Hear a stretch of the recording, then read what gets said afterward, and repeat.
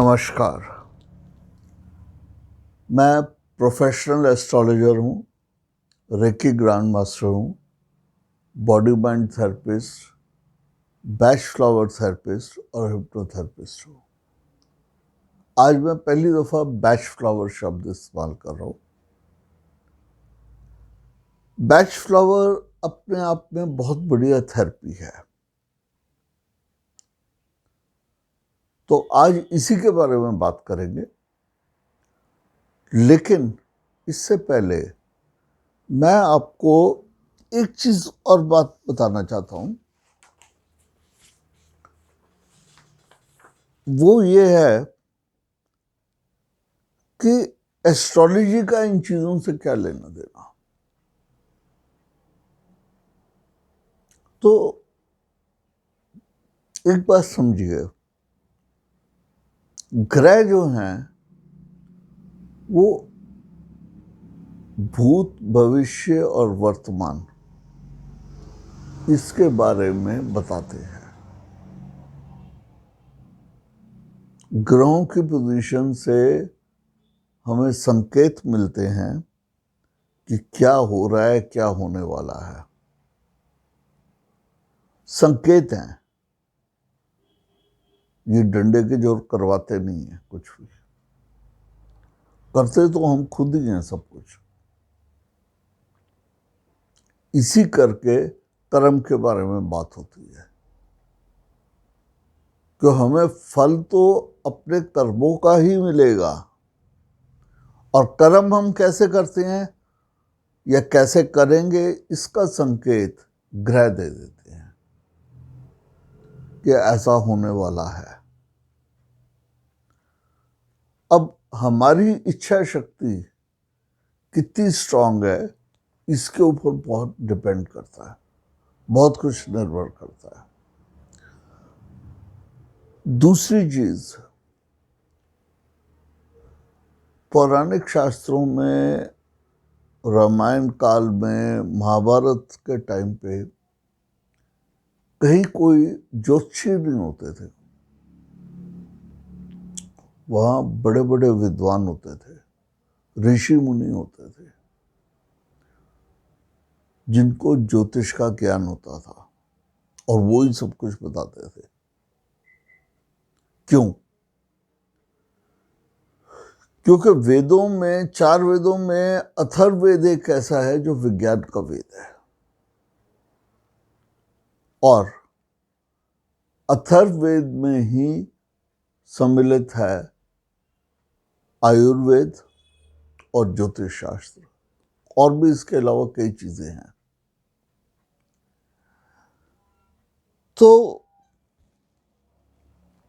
जब ये सारी चीजों का उनके पास नॉलेज था, हम खाली ज्योतिष होने का शोर में जाके क्या कर रहे हैं? क्या आपने एस्ट्रोलॉजी को पढ़कर उपाय करना भी सीखा है? नहीं तो आपका ज्ञान अधूरा है। मैं तंत्र मंत्र या टोटकों की बात नहीं कर रहा, सही मार्गदर्शन की बात कर रहा हूं। क्या आप ज्योतिष जानते हैं तो नब्ज देखकर बीमारी को भी पहचान सकते हैं, स्ट्रीक बता सकते हैं कि इसकी क्या बीमारी है। नब्ज ना सही और कोई शास्त्र हो उसके बेसिस पे बता सकते हैं। आजकल तो साइंस ने बहुत तरक्की की है, और पौराणिक शास्त्र अभी भी आगे हैं कई मामलों में। जैसे एक्यूप्रेशर है, एक्यूपंक्चर है, फर्स्ट एड तो बहुत बढ़िया करते हैं, बहुत बढ़िया रोग का निदान हो जाता है। गूढ़ समस्या का ही दिक्कत होती है। मैंने भी इन्हीं कारणों से अलग अलग चीज़ों के बारे में स्टडी की है। एक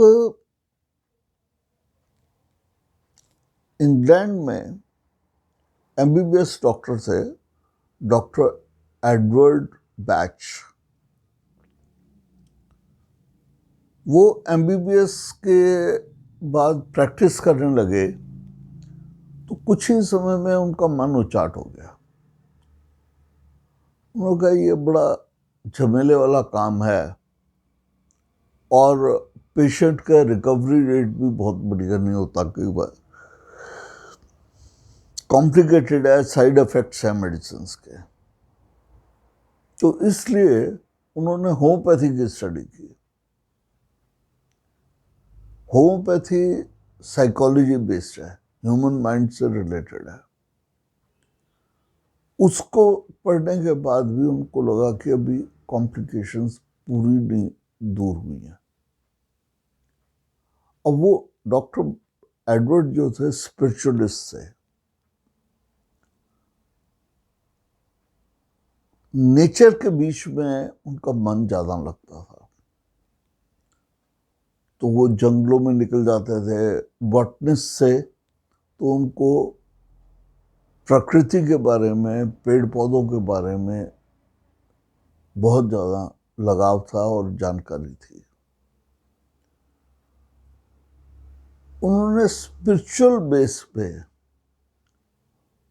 पौधों को, उनकी बात को, उनके विचारों को समझने की कोशिश की कि गुलाब का फूल जो है वो खिला हुआ है, ऐसा लग रहा है मुस्कुरा रहा है, तो वो कौन सी एनर्जी आपको दे रहा है। और कई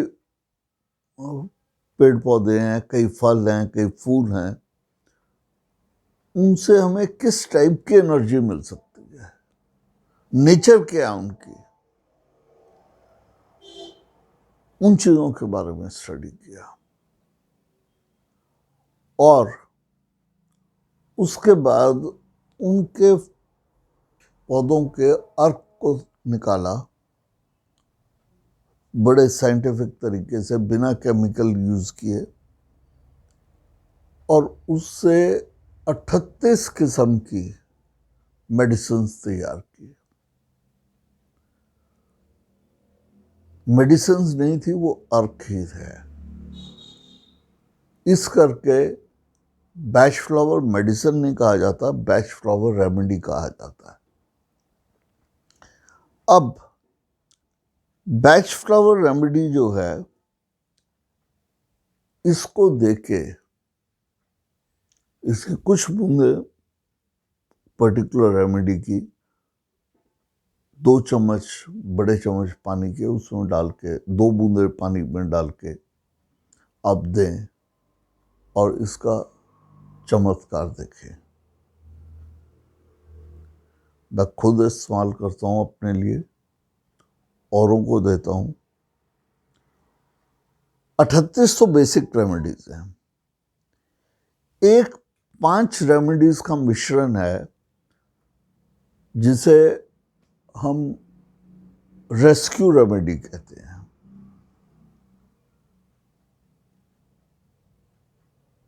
मैं अपना एक्सपीरियंस आपको बताता हूँ। संध्या काल में एक दिन शाम को मैं बैठा हुआ आंखें बंद करके मंत्र जाप कर रहा था। कुछ खटके की आवाज आई तो मेरे को लगा कि शायद चूहा आया, और मैंने सामने टेबल पे हाथ मार दिया। सामने चौकी पड़ी थी, उस पर हाथ मारा जोर से कि उसकी आवाज से वो भाग जाएगा, मेरे को डिस्टर्ब नहीं करेगा। पर गलती से मेरा हाथ वहां पे जल रही धूप के ऊपर पड़ गया और एकदम हाथ पे छाला हो गया। तो मैंने वहीं पे पूजा रोकी और उठ के एक बूंद रेस्क्यू रेमेडी की डाल दी। कुछ घंटों के बाद वो जो स्किन जली थी मेरी, वहाँ छाला बनने की जगह वो फ्लैट हो गई जगह, और दर्द तो खैर ख़त्म हो ही गया था, वहाँ पे छाला बना ही नहीं, बिल्कुल क्योर हो गया। मतलब अगले दिन सुबह मुझे ये भी नहीं पता था कि लगा कहाँ था। ये तो पर्सनल एक एक्सपीरियंस है, लेकिन बहुत सारे ऐसे हैं चीज़ें। बहुत सारे रोगों का इलाज बैच फ्लावर से होता है। रेस्क्यू रेमेडी लाजवाब है। होम्योपैथिक के डॉक्टर्स जो हैं वो भी इस चीज़ को मानते हैं। नहीं देते या नहीं इसमें प्रैक्टिस करते, वो उनका नज़रिया है, उनकी अपनी विचारधारा है, पर इससे इनकार नहीं करते वो। और होम्योपैथिक स्टोर्स पे रेमेडीज अवेलेबल है। वो साइंस क्या है इसके पीछे? साइंस ये है, जो वाइब्रेशंस उस पेड़ या पौधे की हैं जिसके अंदर से अर्थ निकाला गया है, डॉक्टर एडवर्ड ने उसकी वाइब्रेशंस को कैप्चर किया था। और अगर आप में डिप्रेशन है और एक हंसते हुए फूल की वाइब्रेशंस कैच कर ली हैं और आपको उसका अर्क पिला दिया गया है, तो आपकी वाइब्रेशंस ऊपर उठेंगी। जो नेगेटिव वाइब्रेशंस के करके पॉजिटिव वाइब्रेशंस नीचे जा रही थी, वो ऊपर उठ जाएंगे और वो आपके मूड में बदलाव आ जाएगा। अब वाइब्रेशंस नेगेटिव या पॉजिटिव दो ही होती है, ऊपर होगी या नीचे होगी, लेकिन कारण कुछ भी हो सकता है। वहम हो सकता है कारण कि ओपरा असर तो नहीं है। तो मैं हैरान हुआ स्टडी करते हुए कि ओपरे असर के लिए या बुरी नजर के लिए जो इसमें इलाज बताया गया है वो मस्टर्ड रेमेडी है। अब मस्टर्ड क्या है? सरसों। और जिस समय पूजा होती है, सुरक्षा कवच बनाते हैं पंडित जी हवन के टाइम पे, तो वो तिल और सरसों के दाने सारी दिशाओं में बिखेरते हैं दिग्बंधन के लिए। तो दोनों चीजों का कहीं तालमेल तो है।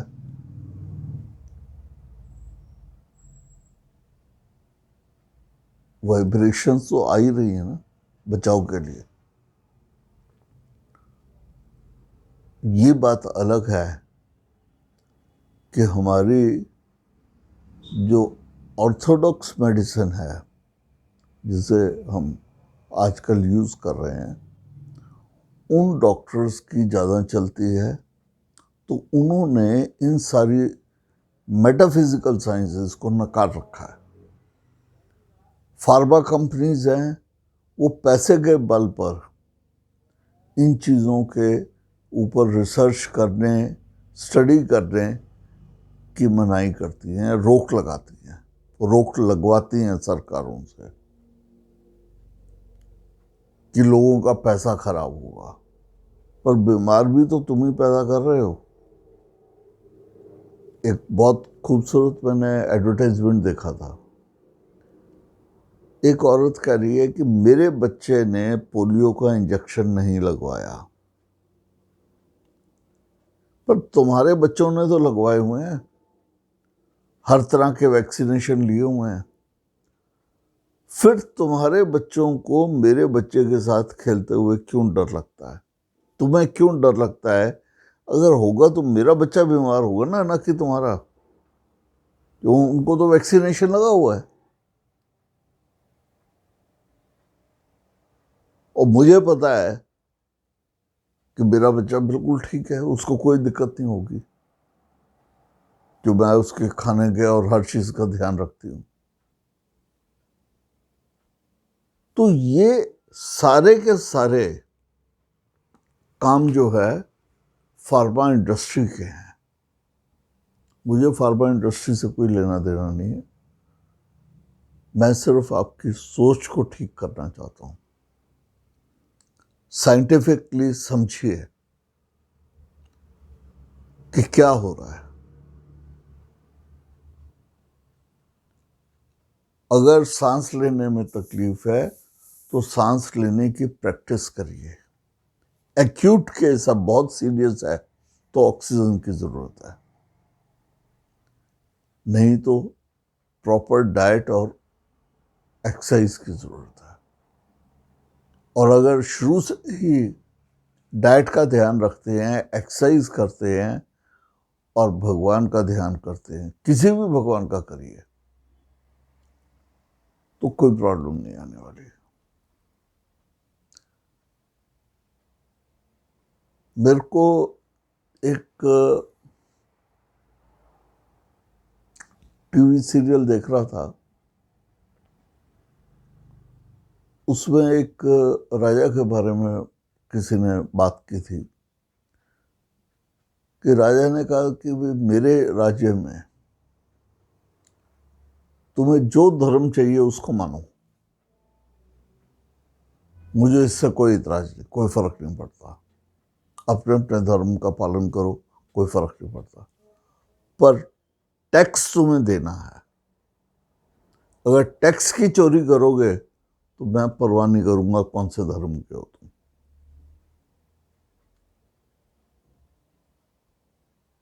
तो वो टैक्स हमें भी देना है, और वो है स्पिरिचुअल एक्सरसाइज का, आध्यात्मिक शक्ति का। हम अगर उसको मेंटेन करके रखते हैं तो कोई भी धर्म हो, कोई भी रास्ता हो, सब ठीक है। आप अपने एनर्जी के लेवल को बढ़ा के रखिए, बीमारियां जल्दी नजदीक नहीं आएंगे। एक्सरसाइज करिए, प्रॉपर खाना खाइए, और बीमारियों से दूर रहिए।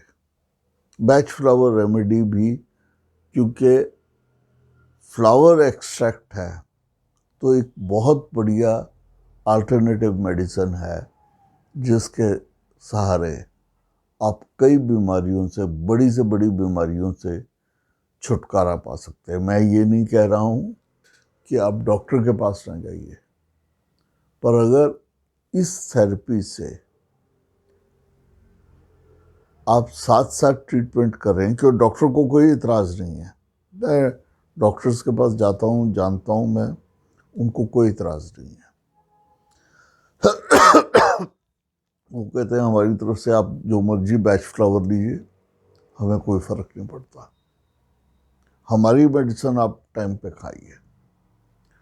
तो अगर आपको जल्दी आराम मिलता है तो क्या नुकसान है, और खर्चा भी कोई ज़्यादा नहीं है।